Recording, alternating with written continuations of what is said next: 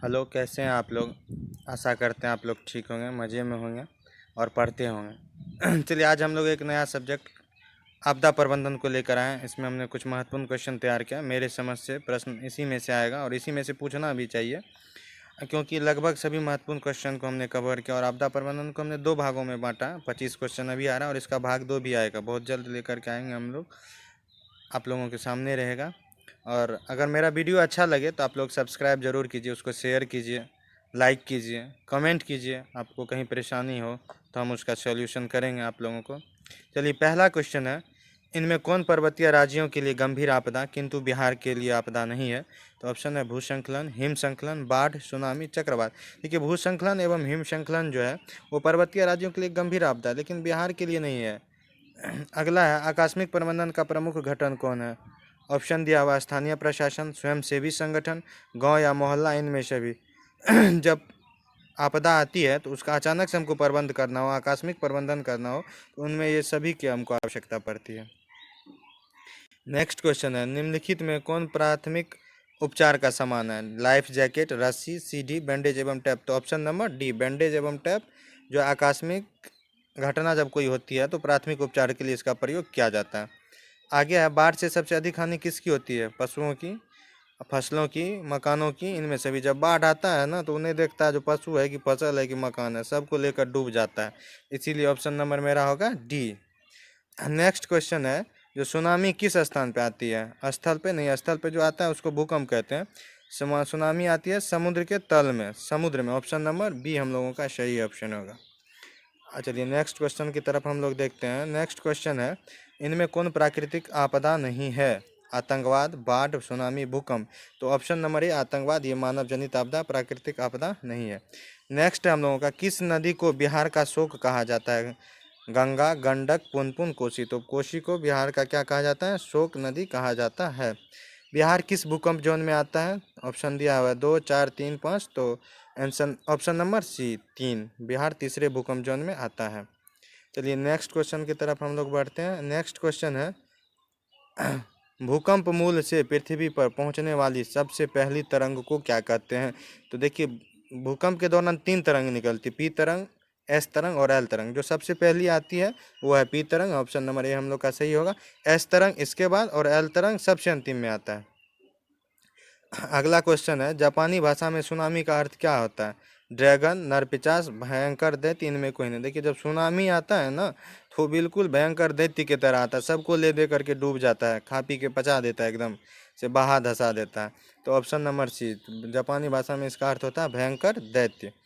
अगला क्वेश्चन है, 2011 में जापान में भूकंप एवं सुनामी किस दिन आया था? देखिए, 2011 में जो आया था वो 11 मार्च को आया था और ये बहुत डेंजरस था। ऑप्शन नंबर डी हम लोगों का सही होगा। आगे है, सूखे की स्थिति आती है धीरे धीरे, अचानक, पूर्व सूचना अनुसार, इनमें कोई नहीं। देखिए, जब भी सूखा आएगा तो वो धीरे धीरे आएगा, ऐसा नहीं है जो आज ही यहाँ पूरा पानी लगा हुआ है कल एकदम पूरा सुखाड़ की स्थिति आ जाएगी, नहीं होगा। तो सूखे की स्थिति धीरे धीरे आती है। ऑप्शन नंबर ए हम लोगों का सही होगा। अगला क्वेश्चन है, किस यंत्र की सहायता से मलबे में दबे लोगों का पता लगाया जाता है? ऑप्शन है टेलीस्कोप, हेलीकॉप्टर, इंफ्रारेड कैमरा, इनमें कोई नहीं। देखिए, जब भी कोई दुर्घटना होती है, बड़े बड़े मकान गिर जाते हैं या कचरा हो जाता है, उसके अंदर जो व्यक्ति फंस जाता है तो उसको इंफ्रारेड कैमरा के द्वारा हम लोग देखते हैं या खोजने का काम करते हैं, जो कोई इसके अंदर फंसा हुआ भी है या नहीं। तो मलबे के अंदर दबे हुए व्यक्ति का पता लगाने के लिए इंफ्रारेड कैमरा का प्रयोग किया जाता है। अगला क्वेश्चन है, आपदा प्रबंधन किया जाता है राष्ट्रीय स्तर पर, राज्य स्तर पर, जिला स्तर पर, इनमें सभी। तो हर जगह इसका प्रबंधन किया जाता है। ऑप्शन नंबर डी हम लोग का सही होगा। आगे है, भूस्खलन प्रभावित क्षेत्रों में ढलान पे मकान बनाया जाना है। एक तो भूस्खलन वाला इलाका, ऊपर से ढलान पे घर बनाइएगा। तो ऑप्शन नंबर है हितकारी, लाभकारी, उपयोगी और सुरक्षित। तो ये हो जाएगा असुरक्षित, क्योंकि भूस्खलन वाला इलाका, वहाँ ढलान पे घर नहीं बनाना चाहिए, क्योंकि कभी भी घर दहा भसा के जा सकता है। चलिए, अगला क्वेश्चन की तरफ हम लोग देखते हैं। अगला क्वेश्चन है, प्रखंड स्तर पर आपदा प्रबंधन के लिए किसे उत्तरदायी बनाया गया?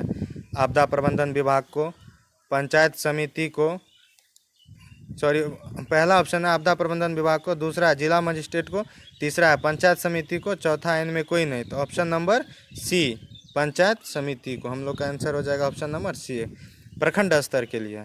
आगे है, मकान में आग लग जाने पर क्या करना चाहिए? आग बुझने का इंतज़ार करना चाहिए, तब तक तो पूरा घर ही जल जाएगा, ये तो होगा नहीं। पड़ोसियों को बुलाना चाहिए, पड़ोसी आकर क्या करेगा, वो भी तो देखेगा ही।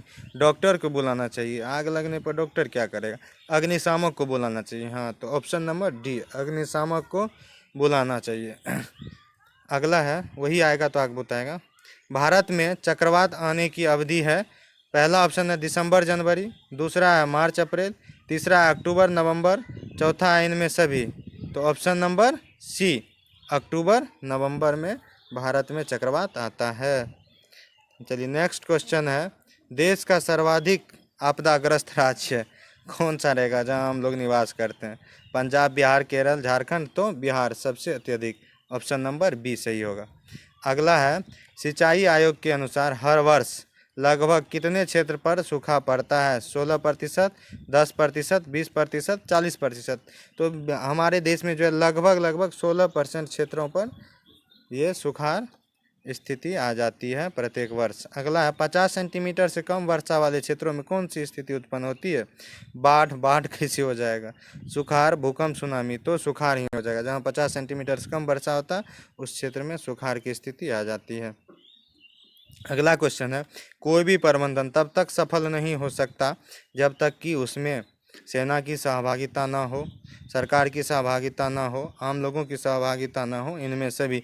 तो ऑप्शन नंबर डी सही होगा, इनमें सभी सबकी सहभागिता रहना चाहिए तभी कोई योजना सफल होता है। इनमें कौन मानव जनित आपदा है? सांप्रदायिक दंगे, आतंकवाद, युद्ध। इनमें सभी तो मानव जनित आपदा ही है, इनमें सभी। अगला है, भारत के किस भाग में सुनामी की चेतावनी के लिए विशेष प्रबंध किए गए हैं? हिमालयी भाग, तटीय भाग, प्रायद्वीपीय भाग, मरुस्थलीय भाग। देखिए यहाँ पे लिखा हुआ है सुनामी जब भी आएगा तो वो तटीय भाग में आएगा, तो तटीय भागों में। अगला क्वेश्चन है, भारत में किस वर्ष अत्यंत विनाशकारी भूकंप आया था? ऑप्शन है 1934, 1948, 1967 और 1990। तो ऑप्शन नंबर है 1934 में जो भारत में आया था वो अत्यंत विनाशकारी भूकंप था। जय हिंद दोस्तों, यहीं तक था और अगला भाग आगे बहुत जल्दी ही लेकर आएंगे हम, जो महत्वपूर्ण क्वेश्चन होगा, जो आप लोगों के लिए फ़ायदेमंद होगा और मेरे समझ उसी में से पूछा भी जाएगा। अगर आपको ये वीडियो अच्छा लगा हो तो मेरे चैनल को सब्सक्राइब कीजिए, वीडियो पर लाइक कीजिए, कमेंट कीजिए। जय हिंद।